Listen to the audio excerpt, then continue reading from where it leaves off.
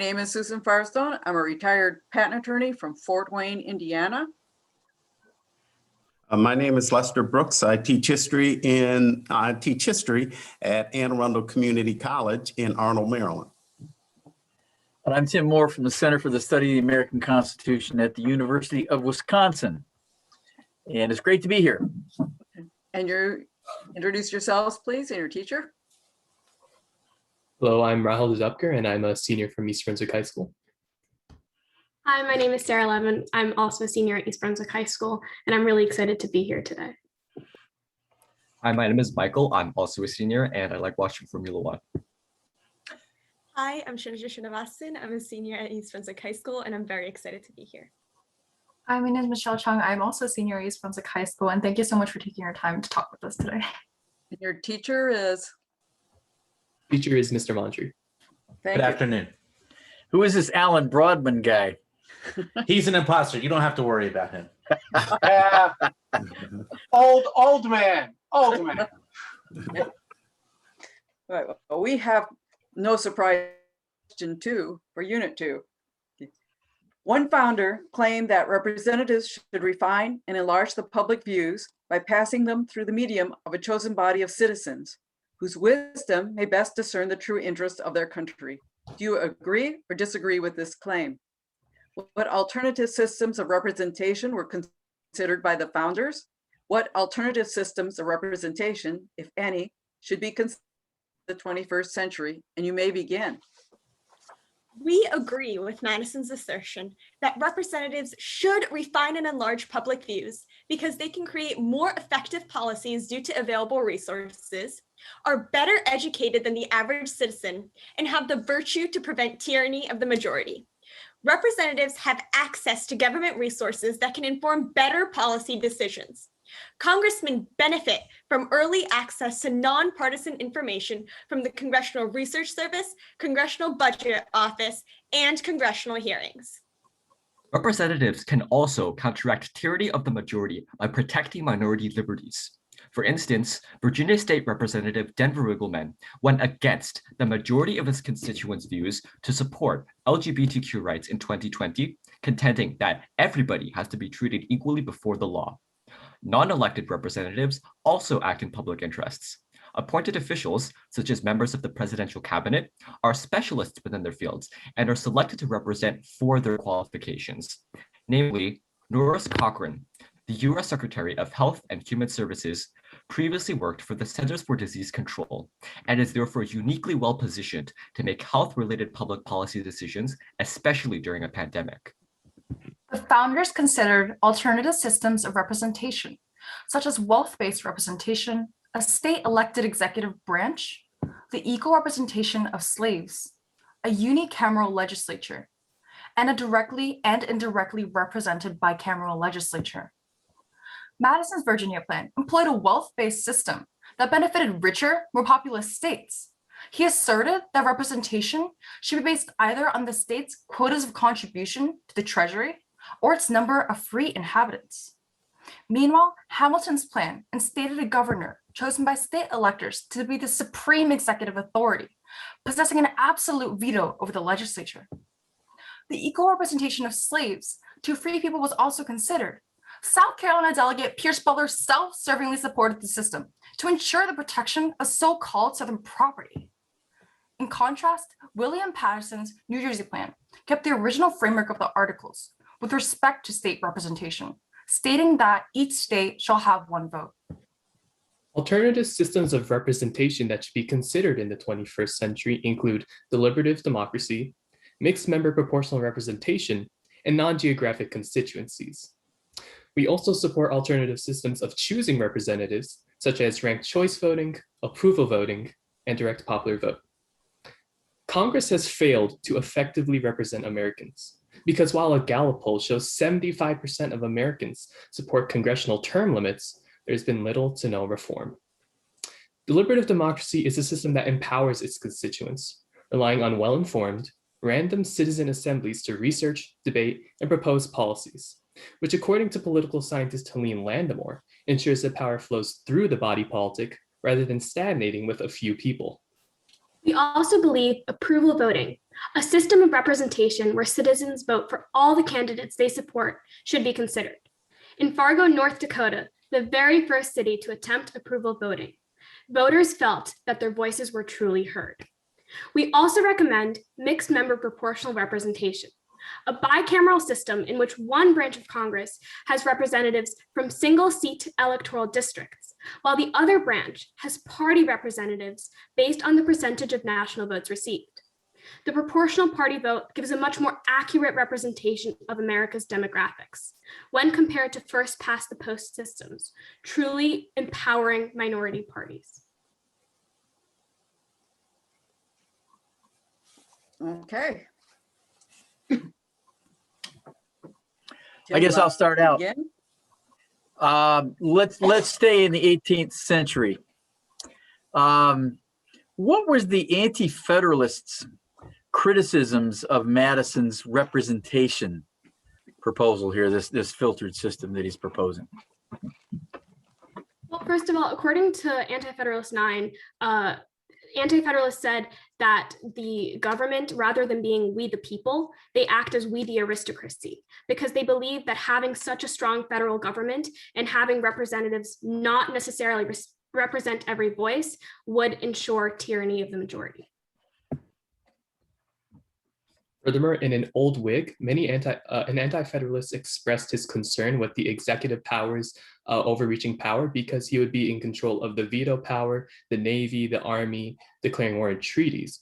And so the old Whig, this anti-federalist was concerned that the executive would essentially be a monarch, which would be a repeat of Britain's government system. Yeah, you're exactly right. I'm wondering on powers. You're exactly right. I'm asking about the representation system itself, not the powers within the system. Well, another worry was that proportional representation, specifically with small state anti-federalists such as William Patterson, they were worried that small states would have to throw themselves into large states to get their policies passed, because proportional representation would give large states too much power or disproportionate influence over national policy. Another large criticism of Madison's plan that employed a wealth-based system of representation was that many people in America were very poor at this time due to the $77 million that the government owed after the American Revolution. And so this would have been unfair, and very unfair for those who were struggling with money and did not have that right to or any say in the government. Let me jump in here and ask this question. Let's say that you have petitioned Congress, your needs have not been met, you're a part of a group, their needs have not been met. What are you going to do next? Well, our mayor, Mayor Cohen of East Brunswick, has held many town hall meetings. For example, the one in last year in our East Brunswick town hall. And so if I were a part of a group that was majorly underrepresented, I would go to those town hall meetings and speak to my representative, Mayor Cohen, and actually tell him my concerns about education or whatever that I may express. Another way to counteract the government and representatives who do not do what you want is to protest and use our First Amendment right of freedom of speech. And this has directly been shown with the Black Lives Matter protests that we've been having this year after the George Floyd shooting. We wanted to change policing regulation and police brutality laws. And because of the protests, because of the voice of the people who wanted to change what the representatives were saying, we were able to pass the George Floyd police brutality, Justice for Policing Act, which was an amazing accomplishment from us, from our voices. Adding on to Sarah's point, the same type of protest could be seen with the women's rights and the LGBTQ movement. And right now, with the LGBTQ movement, people are protesting against inequalities and discrimination, especially when it comes to LGBTQ policies when using public facilities like the restroom. And because of these protests, lawmakers are looking into ways in which we can mitigate this issue and make a more inclusive society. Okay, thank you. You mentioned in your presentation about having essentially a new Congress with mixed proportional members of Congress, as well as the other house being a party vote line. How do you envision this? Would you increase the numbers say in a House of Representatives or Senate, or how would you go about this? First and foremost, we do intend on increasing the amount of members elected to the House of Representatives to about 1,500 people, because right now each representative represents about 750,000 constituents, and we think that that is far too many. So by increasing it to 15,000 people, they would be representing about 33% less constituents. So that would be our step one in this process. Right, and to expand on the vision that we have for MMP, so we would want more parties to be in Congress, not just the two-party stronghold that we have right now. So this would be something more similar to the British House of Commons or the Israeli Knesset, which is able to balance representing minorities, religious ones particularly. So we would want there to be more different viewpoints expressed on the national level, and this would help with things like reducing polarization. We also don't want this to be like a truly parliamentary system where the legislative branch votes for the president or appoints the prime minister. We still want the people to vote for the president and have the president be elected, because we feel that this will better fit with the founding principles of Montesquieu and separation of powers.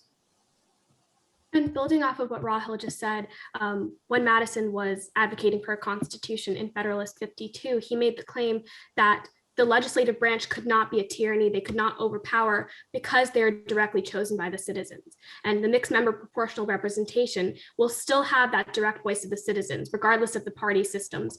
We're just trying to reduce partisanship, but the voice will still be heard. If you increase the members of the House, I think I heard 1,500, do you create a mobocracy? Do you create chaos? Because there are too many points of view. I see where you're coming from with that argument. As we can see from the British House of Commons, with increased people that are representing, there's a lot of talking over each other and a lot of chaos. However, in this system, we believe that there would not be as much chaos because we still have procedures in Congress that will ensure that people are not talking over each other, and each representative will have their voice heard. And that is the whole parliamentary procedure system. So with that still in place, we don't think it would be a mob rule. Okay, please let me get back to the 18th century. Matt, why do you think, what goes into Madison's absolute suspicion of local politicians and local representation? What goes into his fear of that? Well, I suppose one fear of local representation is that during the 18th century, the nation was so large and diverse that it was impossible for different local representatives to be able to compromise with each other. Whereas in today's day and age, we have technology, but obviously Madison could not have foreseen that. And so I believe that because he was scared of the public civic engagement, he was a little bit wary about local representation. Also, Madison was also concerned about the size of our country and how big it was, because at the time, and even still today, our country is one of the biggest in the whole world. So he was concerned that local representatives, their voices would not necessarily be heard, and he wanted to have a proper representation to ensure that every voice is heard, but certain factions do not overpower the government. Another factor I think Madison was skeptical about was the literacy rate of people during the time. A lot of people were not as literate as they are right now. And due to our public education system, we have more literacy. And Thank you. Yes. We have a time, so thank you very much. Job well done. Thank you. But you're not done with us yet. We have a few comments to make. So you want to lead off, Lester? Okay. The introduction, you jumped right out there and you talked about you were in agreement with Madison. And so I said, okay, they've made their declaration. And then you brought in some other individuals, Pierce Butler, you gave us a variety of different ways of representation. In answer to my question, I think you brought in the town hall meetings, the protests, Black Lives Matter, the women's right, LGBTQ, and that's good. Could there be a further step, such as the Confederate States of America? They went even further when their concerns weren't met. So you might have mentioned that. At the same time, there was a Declaration of Independence that gave the people the right to revolt, to rebel, to stage a revolution for their rights. But on the whole, I enjoyed talking with you, enjoyed your presentation. Yeah, I thought in the middle part of your 4 minutes was quite quite sophisticated. You know, you went wealth. You mentioned the principles, and then circled back and actually put names to them. I thought that was a nice touch. I think to get to the issue of the various kinds of representation that were in play. I especially liked the opening part of your 4 minutes where you mentioned that, like, how often does the Congressional Research Service show up in these hearings? You know, as an example of expertise. I thought that was an effective use of information. In the follow-ups, you know, hey, Old Whig, great. You were a little off because you were headed down that trail of power, and I didn't want you to go far down that trail because I wanted to bring you back. So don't worry about that.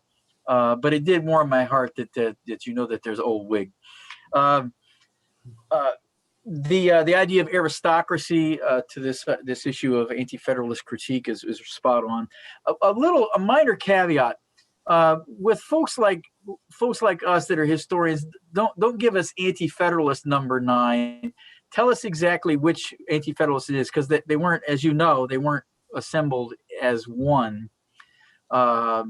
So, and I know where you got that, and that's quite prominent for folks to list them that way. But maybe in the future, just give me the Anti-Federalist essay, the pseudonym right away. But on the whole, this was very sophisticated and quite good use of evidence. I appreciated our conversation. Thank you. I did too.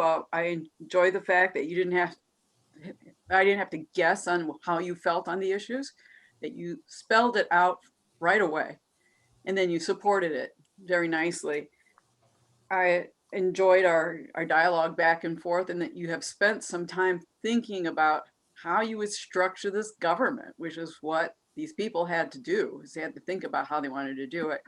And it's obvious you have spent some time doing that with, and I wanted to get into more. We only talked about the 1,500 member house, but you had a whole other house to talk about. You didn't make it there for the party vote, but hey, you know, it was fun, and I wish we had more time. So it was quite enjoyable, and you deserve another round of applause. And good luck.